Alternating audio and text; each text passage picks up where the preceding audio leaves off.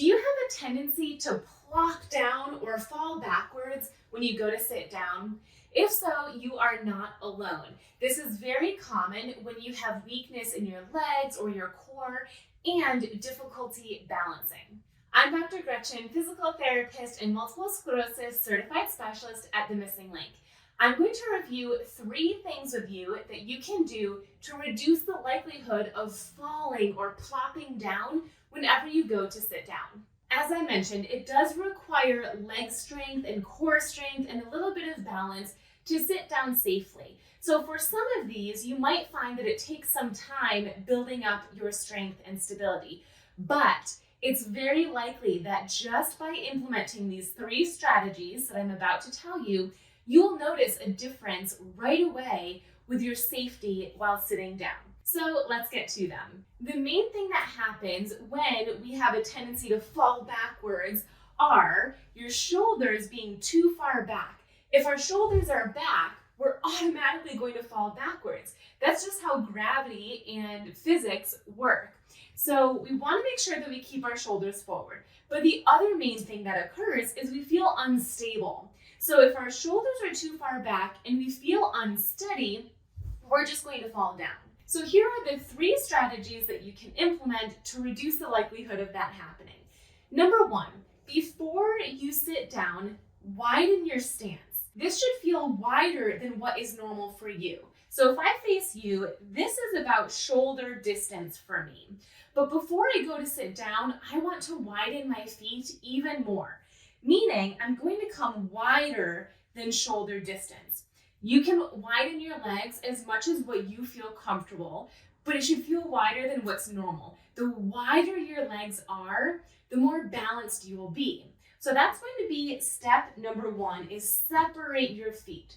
Step number 2 is to hinge your hips. So you'll notice that my knees have not bent yet. They bend a little bit, but I have not yet begun to sit down. So by hinging your hips backwards, your shoulders will come forward. But again, my knees are not very bent. I did not attempt to sit down yet.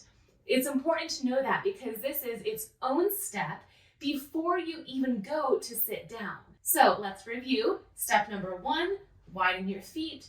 Step number 2, hinge your hips back and your shoulders forward. Step number 3 is to keep your shoulders forward. As I briefly mentioned earlier, one main reason for falling or plopping down is your shoulders are too far back. So by hinging our hips and keeping our shoulders forward, you are maintaining your center of gravity in the center of your body, not backwards. Once your hips are hinged and you keep your shoulders forward, now it is safe to bend your knees so that you sit down. So this is what that would look like. My shoulders are staying forward, my knees are bending. Once I am sitting, now it's okay and safe to bring my shoulders up. But don't bring your shoulders up to a tall seated position until your hips are actually sitting in the chair. Let's watch that again, but at a more normal speed. So my goal is to sit down safely in this chair without plopping. So I have stepped backwards so that I'm close to the chair. I can feel the chair touching against my calf. I'm going to open my legs wider. That's step number 1. Step 2, hinge my hips back and my shoulders forward. And step number 3, keep my shoulders forward as I slowly bend down. Once my hips touch, then I can sit up tall. This is a strategy that is going to prevent you from plopping down. But it does take practice, especially if you are not used to sitting down like this. Now you might be thinking, well, what if I need to use my arms? What if I need to hold on to the armrest? Great, the same strategies still apply. I'll show you what that would look like. You still back up to the point where you can feel the chair on your calf muscles. You're still going to open your feet so they're wider. You're still going to hinge your hips back, but instead of having your arms forward, you'll just reach back to the armrest. But your shoulders stay forward still. It can be easy to want to lift your shoulders up so that you can reach back for the armrest, but as you may be able to tell by doing that, my weight is already back. It's too far backwards and I'm more likely to plop. So when you reach back for your armrest, Don't lift your shoulders. Your shoulders still stay forward. Once you're here, then you can slowly bend your knees. And once you're sitting, bring yourself up tall. Not only are these great strategies that you can implement every time you go to sit down, they also can be a great exercise. So you can do repetitions of this movement in order to build that strength in your legs and in your core, as well as your stability. This is what it would look like. Start in a standing position with a chair behind you. Ideally, your chair will not move at all. This chair does swivel, which is not ideal. If I were to do this as an exercise, I would be sure to choose a chair that doesn't have wheels and doesn't swivel. It doesn't move at all. It's very sturdy.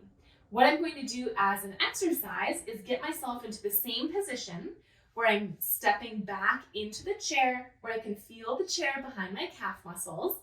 And I'm going to widen my stance, hinge my hips, and bend just a little, and then stand back up. Your arms can be forward or back towards the armrest, whatever works for you, but your feet stay wide, hinge your hips, and then bend a little, come back up. Feet stay wide, hinge your hips, bend a little.